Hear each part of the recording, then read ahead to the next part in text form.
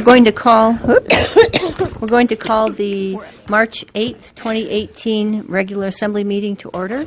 It is approximately 6 o'clock on March 18th. What a coincidence. And we are in the Mona Lisa Drexler Assembly Chambers this evening. We'll start with a non-sectarian invocation. We'll follow that with a Pledge of Allegiance. So please rise and join me.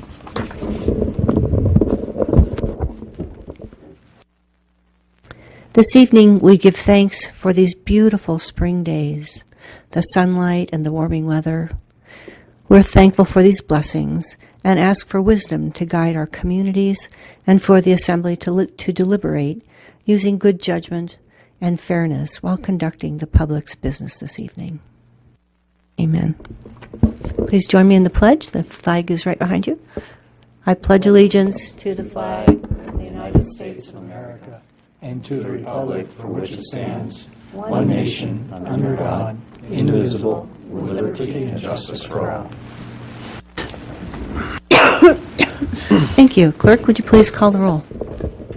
Thank you, Madam Chair. I'd like to note for the record that Mr. Quist is going to be late and Mr. Roberts is excused. Mr. Lojeski? Here. Mr. Tackey? Here. Mr. Cooper? Here. Ms. Major? Here. Mr. Gray? Here. Mr. Lawrence? Here. We have Council Member Cleaver Here. and Ms. Dodge. Here. You have a quorum. Thank you very much. So, we'll now have a safety announcement, and that is, so in case of an emergency, we have emergency exits. One, of course, is out the door that you came in, and then we also have a little door behind this column and another door behind that column. And if you go out to the left and out to the right, you will, my left, my right, you'll find the outside. So, is there anyone that wishes to remove items from the consent agenda? Or are there any other procedural motions anyone has? So, does anyone need to declare a possible conflict of interest for items on the consent agenda? Excuse me. I see no one raising their hand. So that takes us to citizens' comments, and we have two types of citizens' comments at this time. We have one that is for items on the agenda but not available for public comment, and then we have one that is just for anything not on the agenda at all. So we'll start with citizen comments item A, which is to testify on an agenda item not scheduled for public hearings, such as memorandums, bid awards, unfinished business, resolutions, or ordinances being advanced to a public hearing on a different date. Each person has up to 3 minutes. I have no one signed up. Is there anyone that wishes to speak on items on the agenda not available for public testimony? I see no one coming forward, so we'll close those comments, citizens' comments, and we will open up the citizens' comments that are a section to speak on anything not scheduled on the agenda. So take the agenda, rest of the world. I have Jennifer Hawk signed up. If you'd like to come forward, please.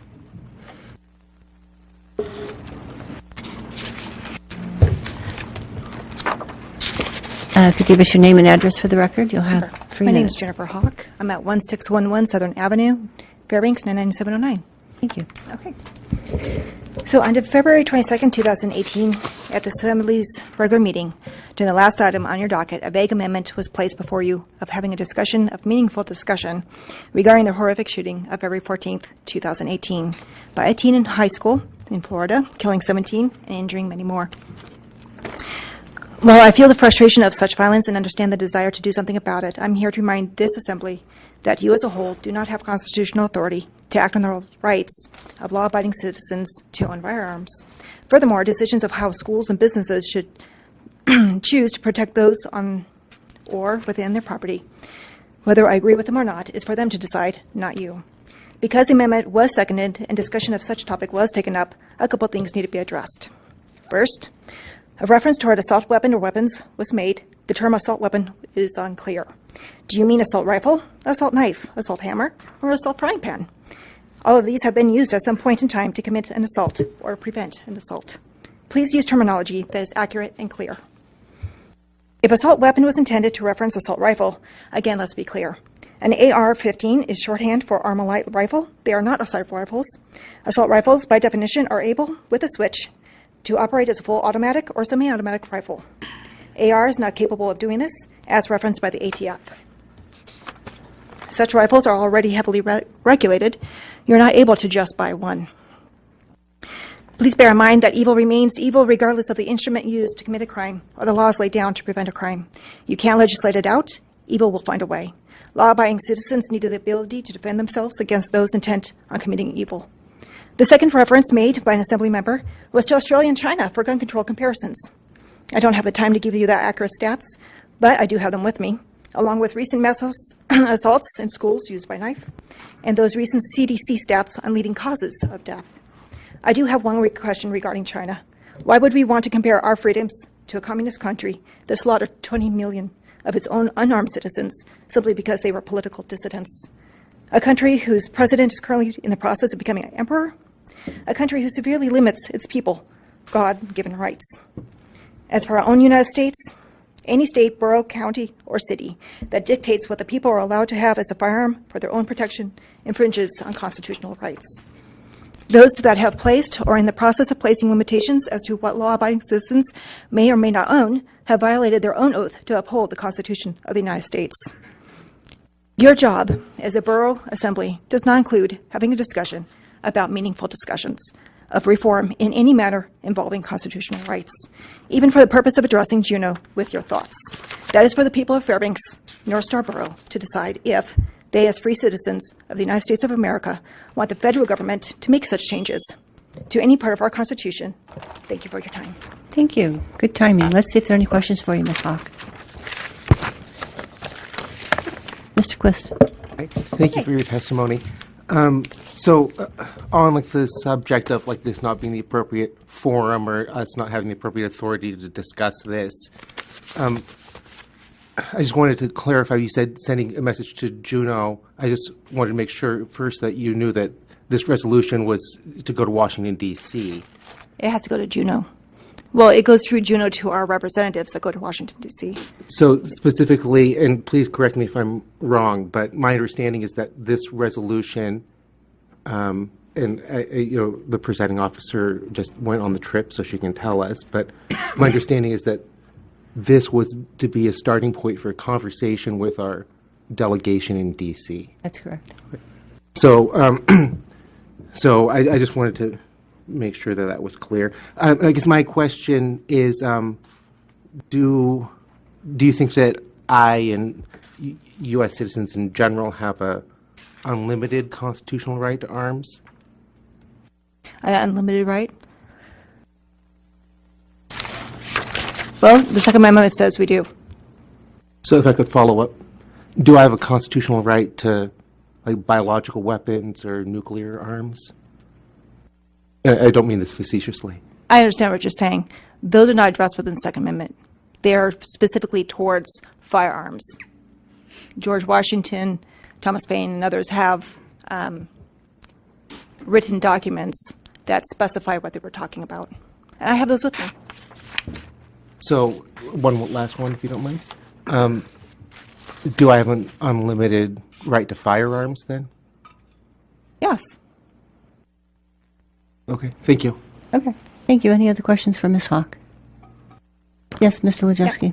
Sure. Would you agree with the interpretation that the Second Amendment guarantees the personal right to bear arms equivalent to modern standing armies? Yes.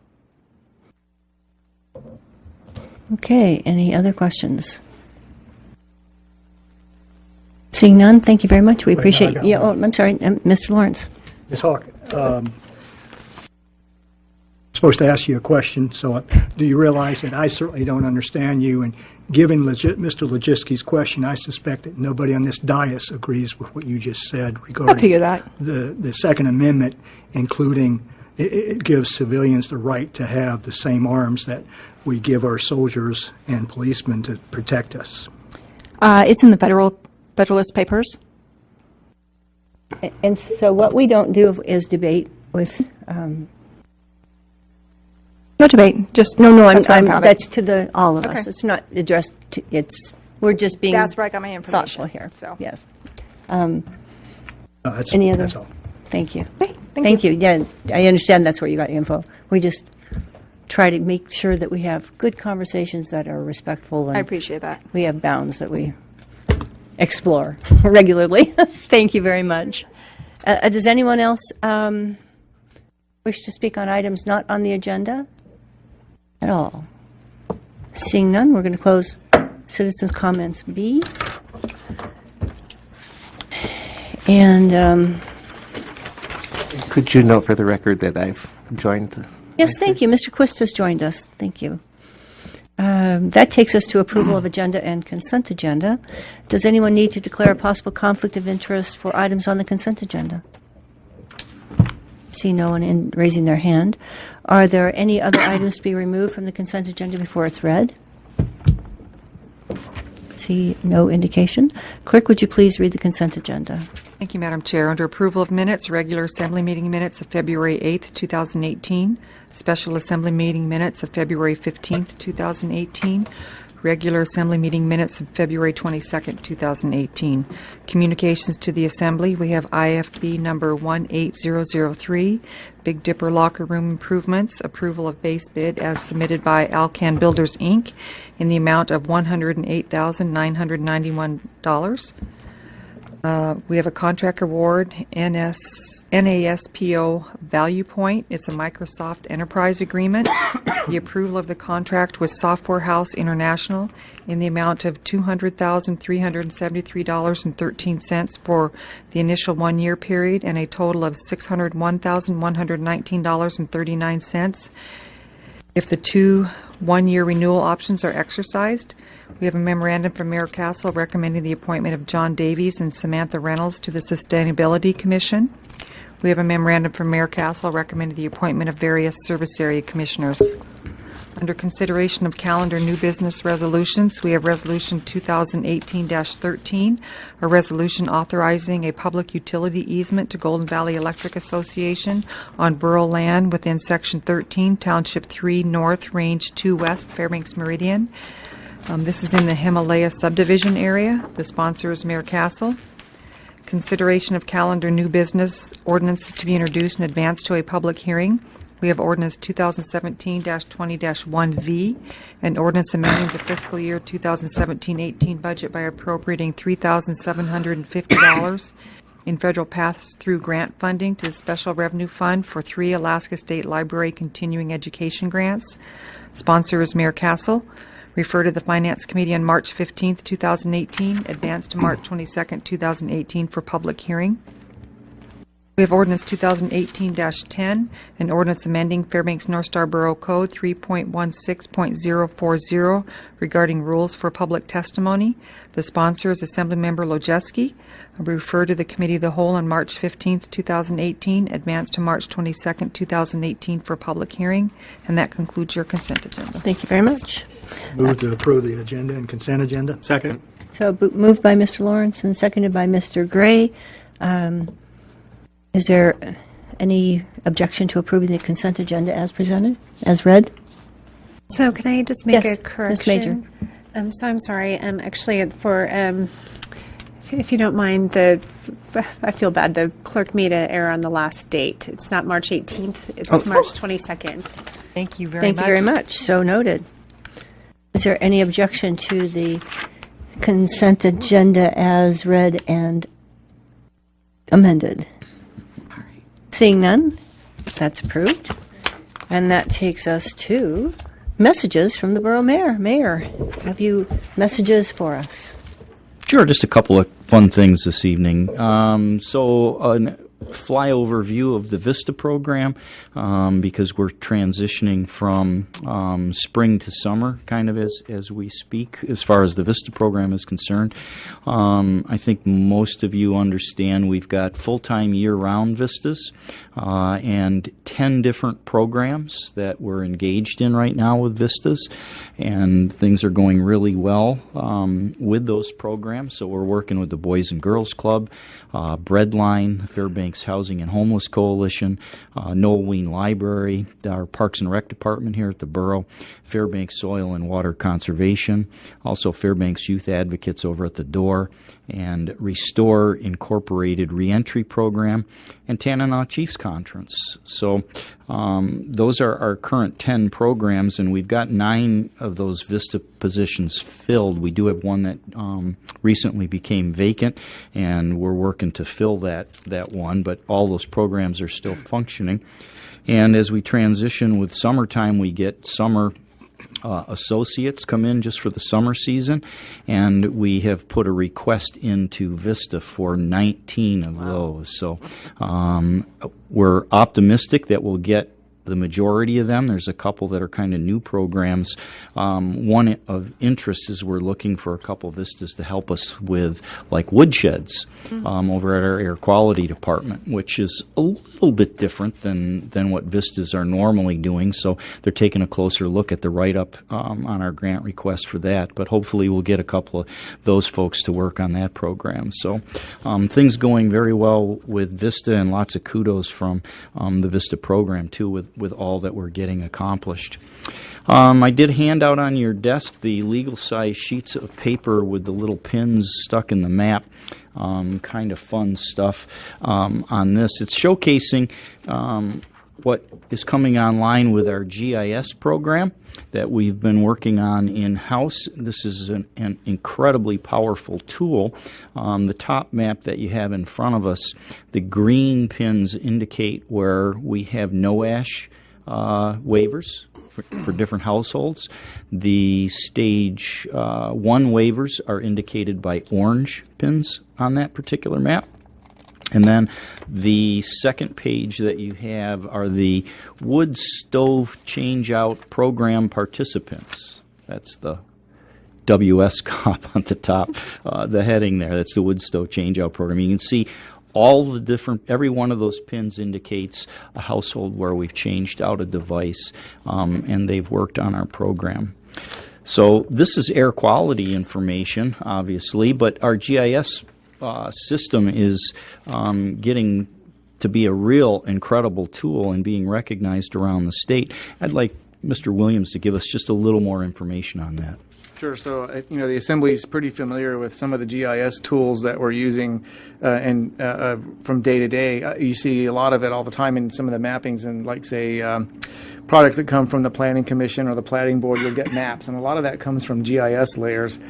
And what we're learning, and we're learning it kind of through hard knocks because we are learning, but we're learning that the data that's associated with the GIS systems that we're using, we can use data in much different ways now. So, for example, this stage 1 waiver, I mean, if we were to just store this in an Excel spreadsheet, it would just be a list of data. But now that I put, for each data point, now I have a location on a map with that data, it makes our code enforcement work out in the field much, much better, because now I have a person with a tablet computer, and they say, oh, this person already has a stage 1 waiver. They just drive right by it. There's so many different ways we could apply this information. For example, another one, maybe we work on this, maybe we don't. But a practical example would be like, let's say we get a list of 6 dog bite cases. Well, if you just see it on a straight data table, it's just 6 dog bite cases. But if I plot that data and I plot it spatially, and I see they're all within like 2 blocks of each other, that's probably something significant that we want to drill our efforts into in that neighborhood and see if we can affect an outcome in that area. The sky is the limit with how we can use our GIS mapping software. It could help us with all kinds of things like any type of land administration, elections, official statistics, any type of public works projects. The sky's the limit. So anyway, we wanted to share this with you and show you what we're up to. Okay, do you want some questions now, or do you want to wait? That's it for the report. We'll take okay. questions. So, Mr. Gray. Thank you. I was just going to say this is great. It's really stacked on top of itself. I was wondering if it's possible to maybe see the 2 areas a little more zoomed in in some way, shape, or form. But absolutely. So this is what's it's called, like pins on top of pins. So the pins are in what's called a layer. So it's a layer of data, and I can stack different layers of data on top of each other, and you can analyze it, and we can zoom in on it. There's all kinds of things you can do. What we want to do long term is see how do we get more of this information in real time into the hands of the public, and how do we create a real two-way interaction using this type of data. We haven't cracked that nut yet, but I think we will at some point, and we're just getting really good at managing the back end systems. That's great. Thanks. Any other questions? I had a few. I was surprised at the number of no ashes. I'm wondering how many we have issued. I don't have that number off the top of my I head. think it's 129 It looks. or 123. a It's very- 120 something. Okay, thank you. And I was also observing that, as you were saying, you can see patterns, and there's a significant similarity to the patterns of the replaced stoves and no ashes and stage 1 burns. And it would be another interesting question would be how many of those that have been changed out are now stage 1 and no ash. Thank you. Any other questions for the mayor or for Mr. Williams? Seeing none, thank you very much. That takes us to reports of special and standing committees. And we'll start with you, Mr. Tackey. I have nothing to report. Okay. Mr. Lajewski, No report. how about an Aurora report? It was out last night. Thank It you. was moderate to quiet, but very good to look at. Thank you. Mr. Gray? I don't remember if we talked about it last week, but the RSAC meeting scheduled for next Monday is canceled due to lack of business items. So we'll pick that up in May, I believe. Okay, super. Mr. Lawrence? I have no report. Okay. Ms. Major? No report, thank you. Mr. Quest? Thank you. The Sustainability Commission will be meeting on the 14th at 6:30 at the Norween Public Library Conference Room. The agenda previously had been they were looking to get some training, legal training instead. I think they are going to be taking up a draft fact sheet. So they're working the big, I mentioned during the last report, the big thing that the Sustainability Commission's initially working on in discovering themselves kind of as a new commission is the ability to host these town halls and get some guidance from the community as to what their role could or should be. So in doing that, they're continuing the discussion of planning town halls and the details, and then also this fact sheet. The agenda and that document have been published. The Air Pollution Control Commission meets on the 20th. The agenda hasn't been published, but it's kind of a different meeting in that it's going to be they're hearing variances. So it's there's no other business on the agenda. Thank you. And Mr. Cooper? Sure, I'll repeat a little bit of what I said last week since not everybody was here. I guess 2.5 weeks ago now, as chair of the Finance Committee, I went to the school board budget presentation along with Mr. Williams. That's when the administration introduced their budget to the board. Mr. Williams prepared a great presentation on some of the challenges facing the borough. I think it was good to have that dialogue with the school board so they could understand our situation and we could start to understand some of the issues they're facing. So I'm sure that we'll hear more about that as they proceed, and I'm sure you've already seen some discussion in the paper about some of their budget choices that they're having to make. And along those lines, I think everybody received an email. The school district will end up presenting its budget to the Finance Committee on April 12th at 5 p.m. So it's before our regular assembly meeting as a special Finance Committee meeting. So mark your calendars now for that day that we'll be meeting a little bit earlier. And also, about 2 weeks ago, in Mr. Lawrence's absence, I got to attend the FMATS Policy Committee meeting. It was pretty exciting and interesting meeting. One of the main, Mr. Cleworth was there too, so one of the main business topics that you might hear about was the decision by the policy committee to endorse a standard shoulder option for the Yankovich path as opposed to a separated path.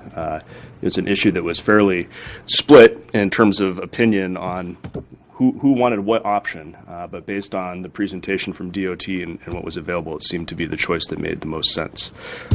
So it may be something that has to come back to the Assembly in the future for approval of that modification in design and plans, but it was interesting. So thank you, Mr. Lawrence, for the opportunity to go to FMATS. Oh, well, I appreciate you filling in.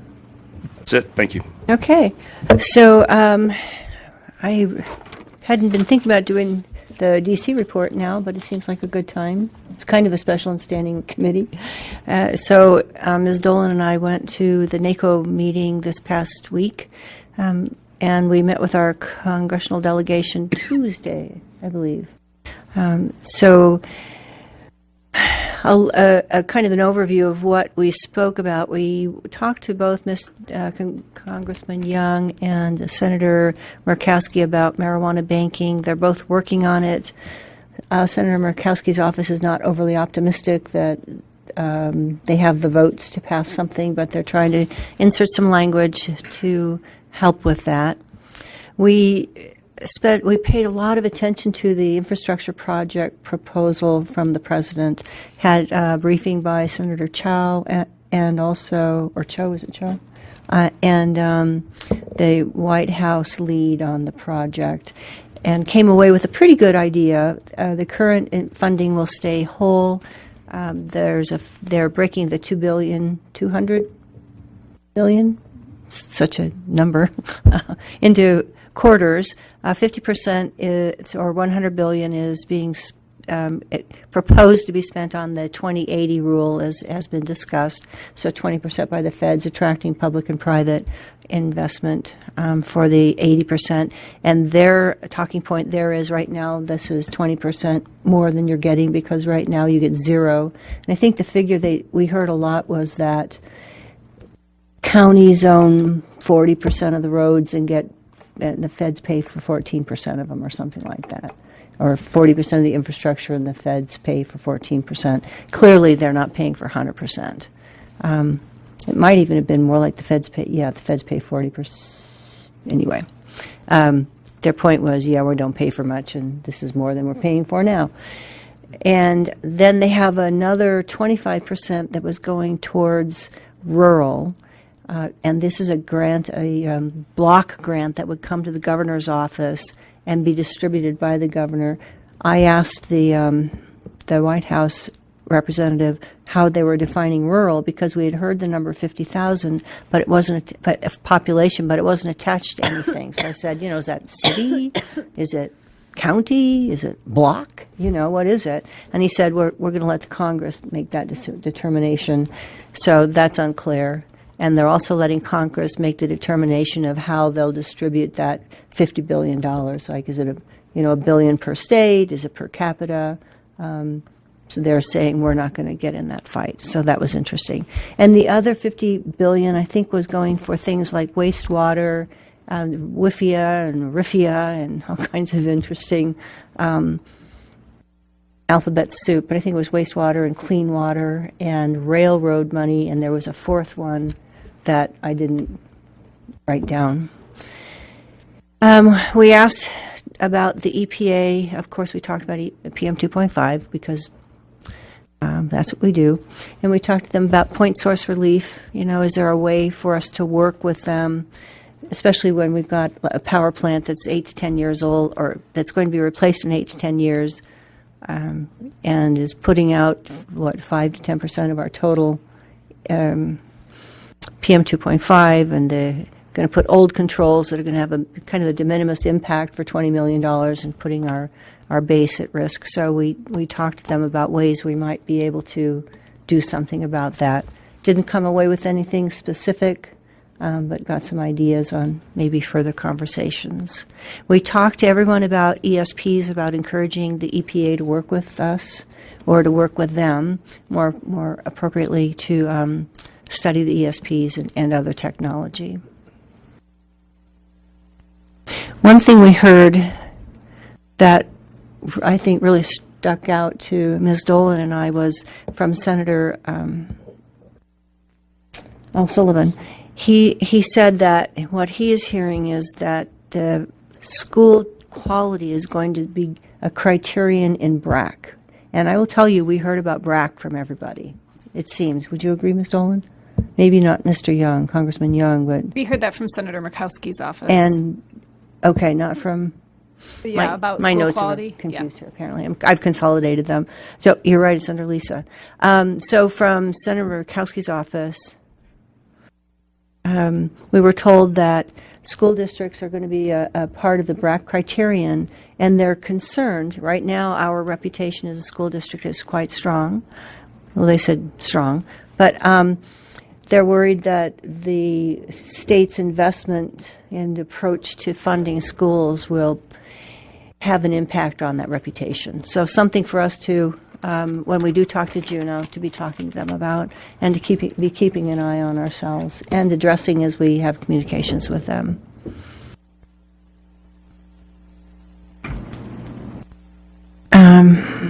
Anything else you would add, Ms. Dolan? I think you covered all the real high points for sure. So yeah, I think we're. Thank you. And we spoke about AML, I think, a bit last week, and you spoke, Ms. Major spoke about a little bit of it. Not everybody was here, so I'll just quickly go over what I can recall, and I'll ask Ms. Major to fill in and Mr. Mayor to fill in around the gaps.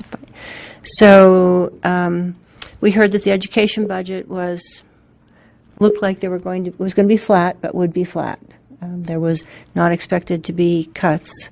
That PERS, no one's talking about changing the PERS level, but that's always vulnerable in the end. Capital budget is mostly just a match, federal match, not expecting anything more. The mayor spoke at length about our deferred maintenance, and the state said, yeah, we understand we've got a couple billion ourselves. And we spoke about Fort Wainwright. And that's kind of on the high level what I recall in 32 seconds. How about you, Ms. Major? I think you covered it. I mean, we talked with everyone about, PM 2.5 as well. All right, of course. The SIP. Everything that's already been mentioned. Yeah, I feel like it was coming out of Juneau. It was sort of somber news, right? So, Mr. Mayor? Oh, Mr. Gray? I guess I just have one question, is that's, back to the issue of school quality. Those, either the delegation or whoever was talking about the BRAC is, did they give any indication as to how they were going to quantify measures of school quality? Because that seems very nebulous to me. So no, and I'm smiling because the mayor's office had that same question, and we didn't hear anything from them. I guess what I would say is that it's almost like a bond rating is what it felt like, and so it feels like there's a reputation out there and they're watching, right? And so making assumptions about if a state's not investing in education, then the quality may not be. As long as they're not going by like Zillow school ratings or things like that. Yeah. I don't know. They did not. We didn't think to ask that. Okay. I think. Mr. Mayor, did you want to add anything about? Or Juneau, no, I think you hit the highlights, and we had talked about it before. The state is deferring maintenance as we have, and that's part of why we're not expecting to see any money in the short term on it, because as soon as the state decides to start funding capital, they're going to take care of their own first. And so we'll be a few years out before we would see any, and that was kind of a general theme coming. I think if there is a bright light, there was a recognition from quite a few of the legislators that their current budget really isn't sustainable, particularly when it comes to facilities. They understand they're deferring maintenance, they're digging a hole, and they can't continue doing that forever. So they're at least recognizing that they're going to have to address that at some point, and it's going to take some money and probably a fair amount of money to address that. So we'll keep our fingers crossed, but it still would be years out for us to see any, because it's going to take them several years to dig or fill their hole that they've been digging before they would start sending it to us. The only thing I'd add is that we heard fairly consistently that deferred maintenance is usually bid on by local contractors, and that it's local labor that works on it. So the benefit that we might see is that at least it would be work that would be done locally. Any other thoughts on anything anyone said? Any last comments? We'll have assembly member comments at the end of the meeting. This is just special and standing committees. In that case, we will recess until 7.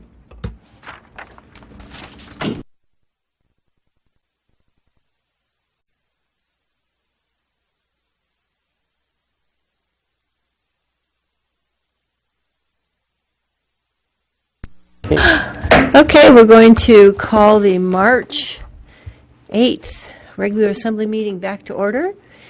It's about 7 o'clock on March 8th, 2018.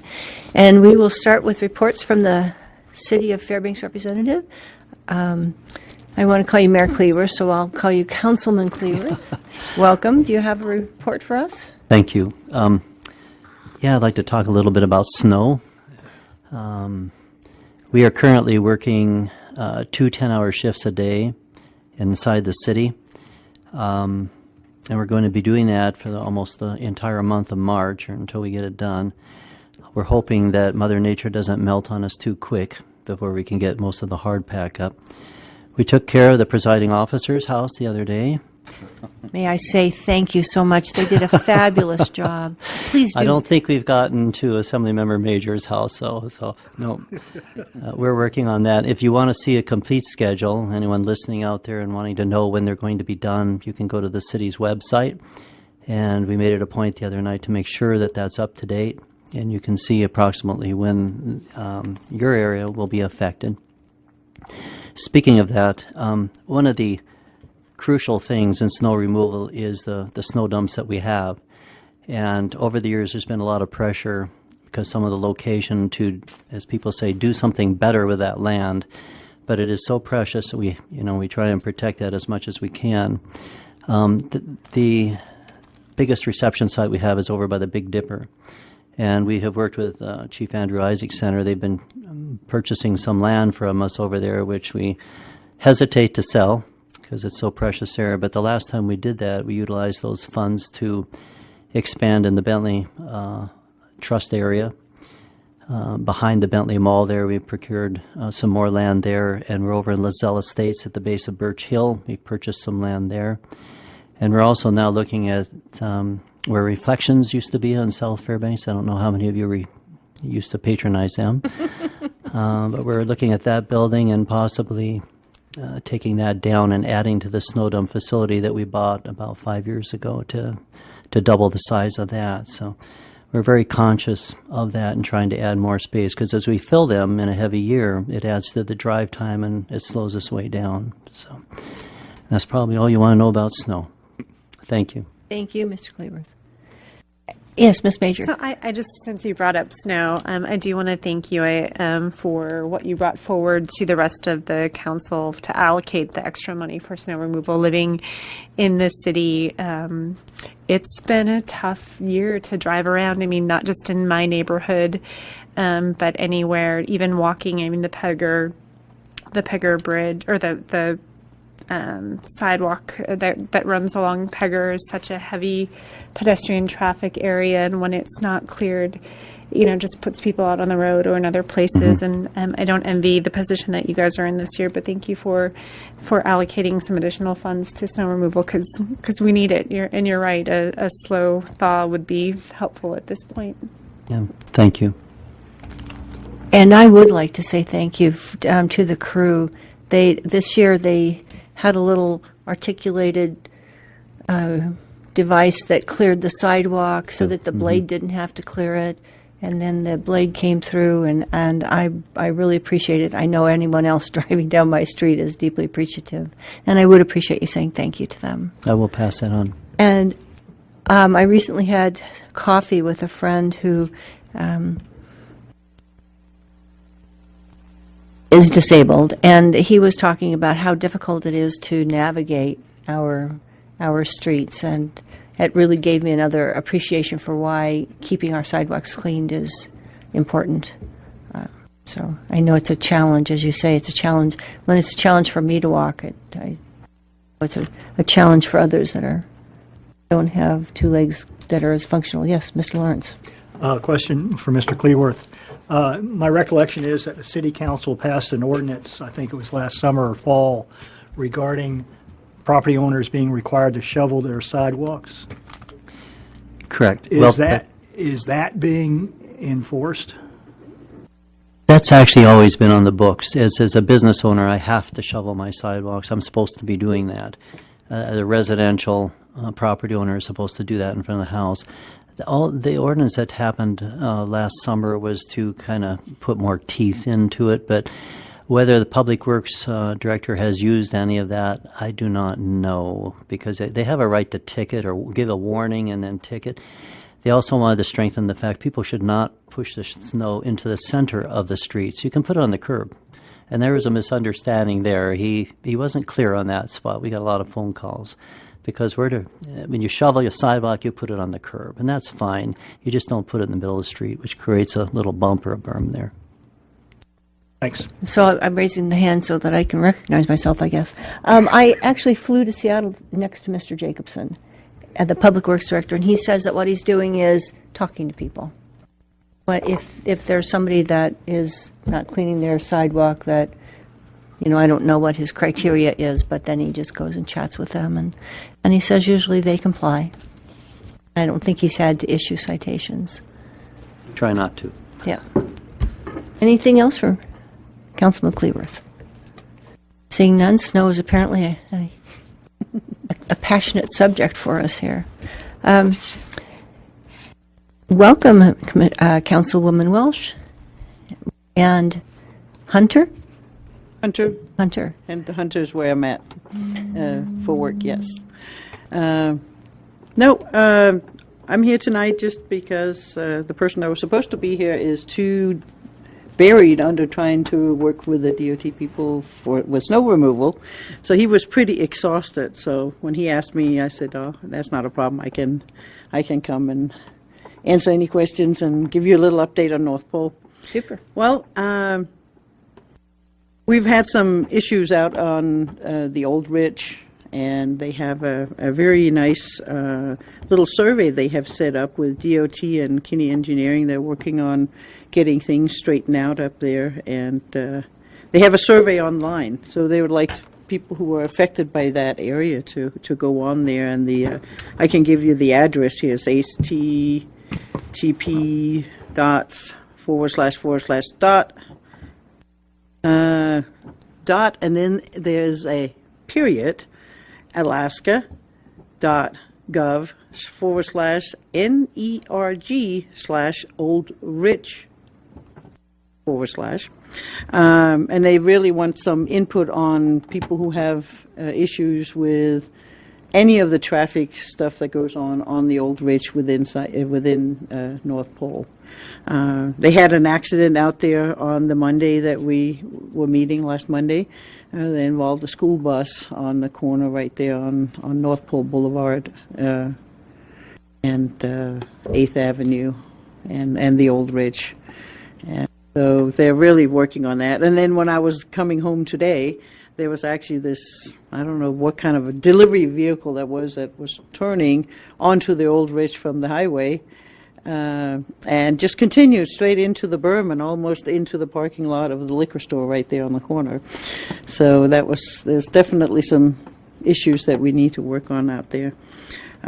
We're also very excited that the mayor is almost done with putting the application for the military facility zone into wherever it's supposed to go at. Yeah, so he got the drafts ready, and he's about ready to send it in, and hopefully that will be beneficial for everybody.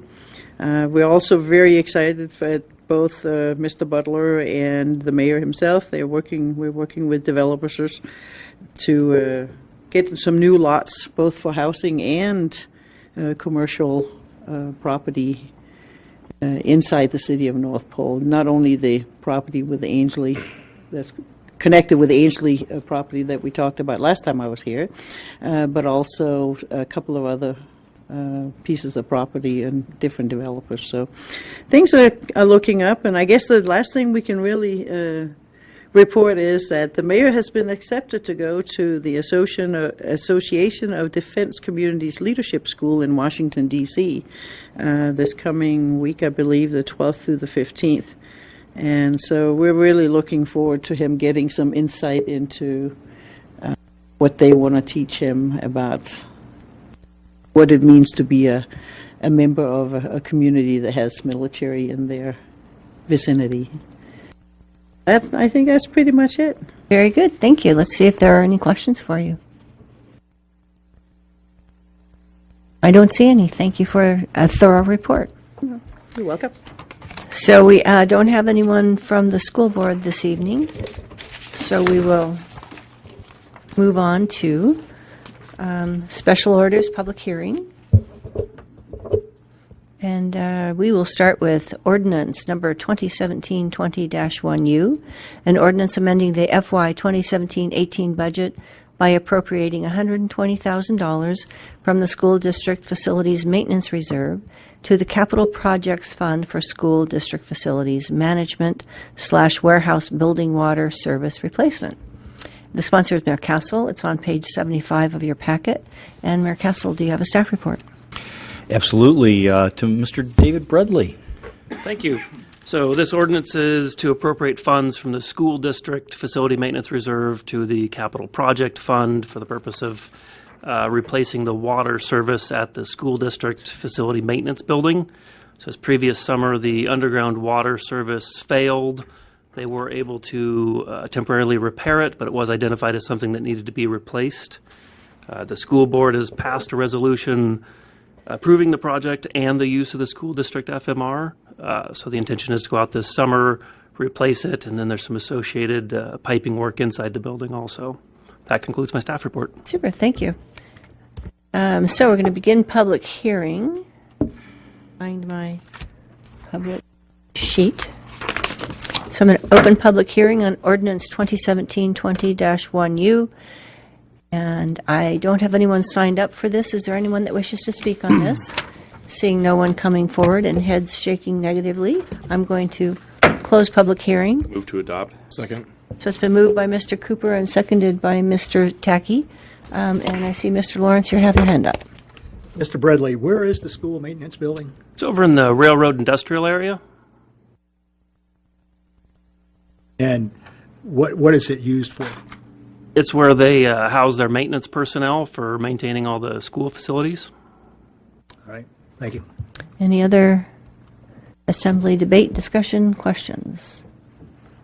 Mayor, it's dangerous to raise your hand and adjust your glasses. Okay, seeing none, it appears that we are ready to vote. Clerk? Thank you, Madam Chair. Mr. Tackey? Yes. Mr. Lojewski? Yes. Mr. Cooper? Yes. Mr. Quist? Yes. Ms. Major? Yes. Mr. Gray? Yes. Mr. Lawrence? Yes. Ms. Dodge? Yes. Would anyone like to change their vote? Seeing none, 8-0. it's adopted 8-0. And that takes us to ordinance number 2018-08, an ordinance amending FNSBC Title V regarding elections. I'm a sponsor, so I'm going to pass the gavel to Mr. Lawrence. All right, the sponsors are Assembly Members Dodge, Mayor Castle, and members Cooper and Lojewski. All right, and I'd like to have a staff report. We can start with the mayor's office. Or no, okay, we'll start with Ms. Dodge. There you go. Okie dokie. So this is an ordinance that you'll remember we had a work session on this month, 6 weeks ago, maybe even 2 months ago. And as a result of the discussion on the Assembly, we put together an ordinance addressing the things that we heard and maybe a few other things that were clean up from the clerks. So I'm going to do a sectional analysis because it's a little complicated. So I will start on section 2 in the area item 7. And here we are changing the time for declarations of candidacy. We're closing we're delaying the time, the deadline for declaring candidacy to 5 p.m. And that is because of an item that is addressed actually in section 3, lines 78 and 79. We used to give people 30 minutes to make changes, and so that's why it was 4:30 and moved to 5. We're instead proposing to change that so that people have 7 days to consider whether they have a correction, amendment, or a withdrawal. And that's because the clerks typically have up to 7 days anyway that they plan in their cycle, because it can take that long for someone filing at the last minute to get their APOC information completed and validated and verified. So that is what's going on with Section 2, Item B. And Section 2, Item F is something that the clerks asked us to do. And this really allows for, it just really is gathering information for write-in candidates so that if they have sufficient write-in people voting for write-in candidates, they'll actually have the information already on file to help them as they judge the election.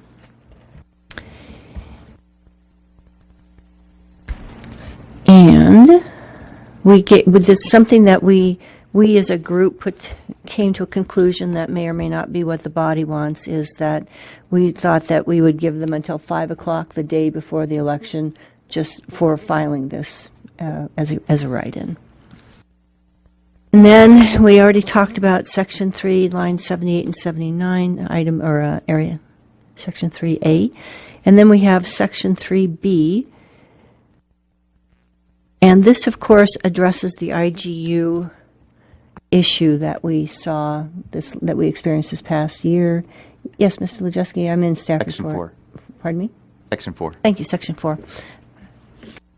Yep, he's right. Section 4, lines 88 through 90. And this essentially, like I say, resolves the issue that we had with IGU this last year, so that members of IGU that are elected will be seated immediately following the certification of the election. We added a little bit of detail so that currently sitting members would not have their term foreshortened. So what we've done essentially is grandfather those people that are currently seated to give them their full 3 years, and the people that are replacing them will be seated in January until we've cycled through that. So they will have a 2-year and 10-month term initially. And then we go to Section 5F, and this is a clarification that the clerks asked for also. It just clarifies that not just candidates, but also contact people for initiatives or referendums shall not be part of running the election. It just is for optics, really. Well, make sure we all understand that we have fair elections, our goal. So then we go to Section 6, Item 115. And here currently, we have a defeated candidate has 24 hours to complete or to say that they want to recount. And after discussion, we changed that to 1 business day because we felt that if it was 11 o'clock that the numbers came out, maybe people really would have decided by the end of the next business day, as opposed to 11 o'clock that night. So we would give them really a business day to think about it. And then we're on Section 6C, and here we are addressing we're still in the recount area. What do we call it? We call it recount application. And the clerks went through and they calculated the cost per precinct for running the election in 2017. They came up with like $197. So we thought that we would change this deposit requirement to the $200 per precinct to be reflective, so the people have a good estimate, and we're collecting what we think is a good estimate for any recount that might be requested. And then in Item D, we expanded the current number of votes that automatically trigger a recount, because right now it's a tie. And after discussion, we came to the thought that 10 votes might be an appropriate trigger point. So again, this is a discussion item that the body may or may not choose to or have a different opinion about, but that's where we landed. And what this does basically is say, if it's 10 or less, then the borough will initiate a recount at the borough's expense. The clerks went back in the records and discovered that this would have triggered 2 recounts in the last couple of decades, one in like '08. I don't have my notes in front of me, maybe a little earlier, '06. It was between Tammy Wilson and, his name just flew out of my head. Yeah, Charlie Rex.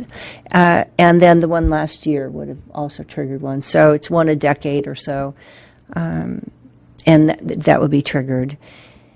And we added something about, we gave a defeated candidate an option for up to 24 hours to just say, you don't need to do that. So then we have Section 7B, and here we're just clarifying who makes the decision, essentially just saying it is the clerk that has the final determination of a ballot, interpreting a ballot in a recount situation. And this is so that we don't have to haul, the clerk and all of her board to court. Jill has one person to work with. And that concludes my staff report. All right, thank you, Ms. Dodge. Further staff report from the other sponsors, Mr. Cooper or Mr. Lejeski? I think everything was covered. All right, Mayor? Just that you do have some amendments in your yellow folder, and I would support both of them. The first amendment is just some clarification on the IGU portion of that,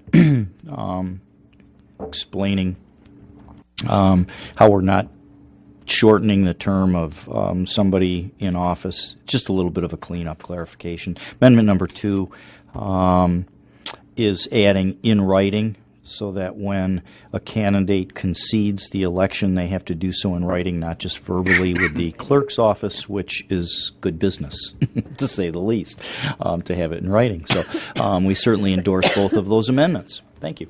All right, that concludes the staff report. All right, I'm going to open up this ordinance for public hearing. There is nobody signed up to testify at this point. Would anybody wish to come forward and speak regarding ordinance number 2018-08, which is amending the Fairbanks North Star Borough Code Title V regarding elections? Seeing no one approach, we'll close public comment. Move to adopt. Second. Okay, we have a motion to adopt. I'm going to give it to Mr. Tackey, seconded by Mr. Gray.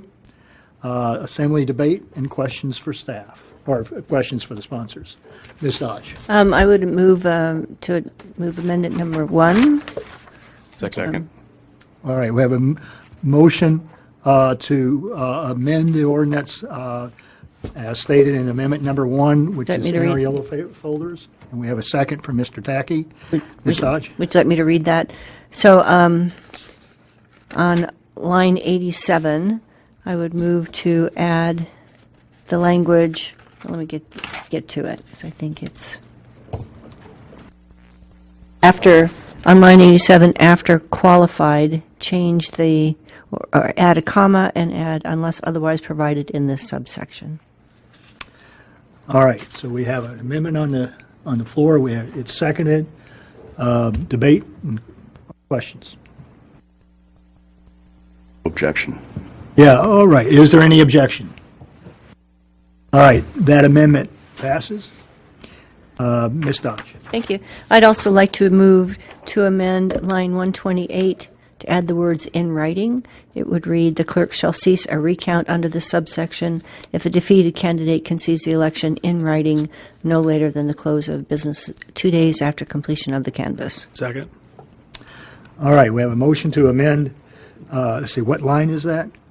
Line 128. 128, to add the words in writing if a defeated candidate wishes to decline the recount. We have a second from Mr. Gray.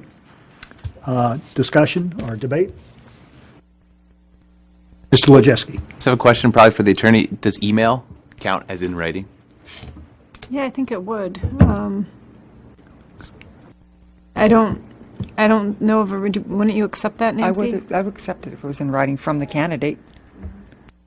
As long as we had that email address of record and it we would wasn't right coming from the email address that they gave That's you when correct. they filed. The email address that would be on their declaration of candidacy from the candidate is what I would. All right, further questions or debate? Does anybody oppose this amendment? All right, seeing none, that amendment has been approved. Further debate or discussion?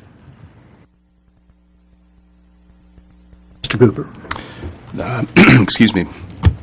I just wanted to express my appreciation for the co-sponsors. We had a good, cohesive group of people working on this and coming up with ideas on how to improve the elections code from the administration, the clerk's office, and the assembly. I think it makes some good changes, and it actually puts us more in line with the way the city does some of its work as well. So I think it makes sense. I do have one question, and this is really just more clarification so it's on the record. In Section 2F, which is on line 69, a write-in candidate filing a declaration of candidacy, that's just a declaration with the clerk. That doesn't lead to their name ending up on the ballot, correct? Correct. Just wanted to get that out there so that it's clear that just by filing a declaration of candidacy, your name does not end up on the ballot as a write-in, not an end run around filing during the filing period. Yeah, that's correct. If they can file by 5 p.m. on the close of, if they wouldn't be considered a write-in. I think the write-in language says it would be after that. Yep. All right, further questions or comments? Mr. Lejeski. Well, I guess just in the same section, so it's on the record. My recollection of the discussion and the intent behind the co-sponsors there is it's there to help the clerk's office just so that they know that there's a write-in candidate. So if they see the total quantity of write-ins go, say, above, to a potentially winning number on election night, then they know that it's likely to be voting for somebody who's actually running and not simply protest votes. All right. Ms. Dodd. And I would just speak in favor of this. This is a cleanup of miscellaneous things and things that we've learned, certainly in this last election, and yeah, I think it is representative of all of the different lessons we learned. All right, any further amendments or debate? All right, seeing none, clerk, let's vote. Thank you, Mr. Chair. Mr. Tackey? Yes. Mr. Gray? Yes. Ms. Major? Yes. Mr. Quist? Yes. Mr. Lojeski? Yes. Mr. Cooper? Yes. Ms. Dodge? Yes. Mr. Lawrence? Yes. Would anyone like to change their vote? 0. 8-0. The ordinance passes 8-0. I'm going to hand the gavel back to Ms. Dodge. Thank you, sir. So that takes us to consideration of calendar unfinished business, of which there is none. It takes us to another citizens' comment period. So I'll open them. And this is for items that are not scheduled for public hearing. Is there anyone that wishes to speak about items not available for public hearing? Seeing none, we'll close those comments.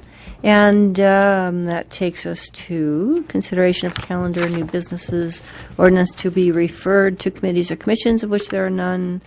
And that takes us to another citizens' comments. Each person's, and I'll open that, and this is for items that, other than those appearing on the agenda, so anything that anyone wishes to speak on. I see no one coming forward, so we'll close those. And that takes us to assembly member comments. Let's start with you, Ms. Major. I have no further comments. Thank you. Thank you. Mr. Quist. I have no comment. Thank you. Thank you, Mr. Cooper. I'm feeling very commenty today, so no comments. Okay. Mr. Tackey. Just happy to be back after having missed 2 weeks on a family vacation, but I got to listen in, and I'm really disappointed I missed a couple of those meetings. So, thanks. Welcome back. Thanks. Mr. Lejeski.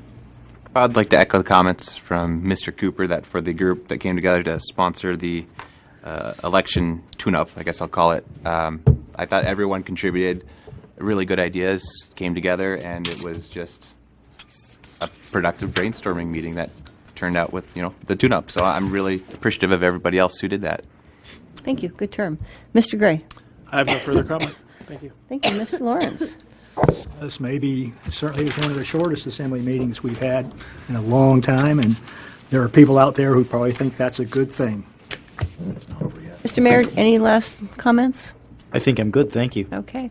Well, I want to wish Mr. Roberts a very congratulations. Mr. Roberts got married, I believe, this weekend, and we look forward to meeting his new wife, and we wish them many, many, many, many happy years together. And I almost pulled the appointment of Mr. Davies from the consent agenda just so I could wax eloquent about what a great appointment that was. Thank you for, it's such a logical, he was appointed to for the audience, listening audience, he was appointed to the Sustainability Commission this evening, and it just makes so much sense. So thank you for that nomination, and thank you, Mr. Davies, for being willing to serve. We look forward to hearing your reports. And we've already done our DC report, so we'll conclude with an assembly schedule for the next week. Thursday, March 15th, we have a Finance Committee at 5:30 in the Assembly Chambers with Committee of the Whole work session immediately following. And I have a reminder here for some of us that the annual APOC public financial disclosure statements are due no later than March 15th. What day is that next week? Is that like Wednesday-ish? Thursday? Next Thursday for those who have not yet filed. For those of you that have filed, kudos. With that, we're adjourned.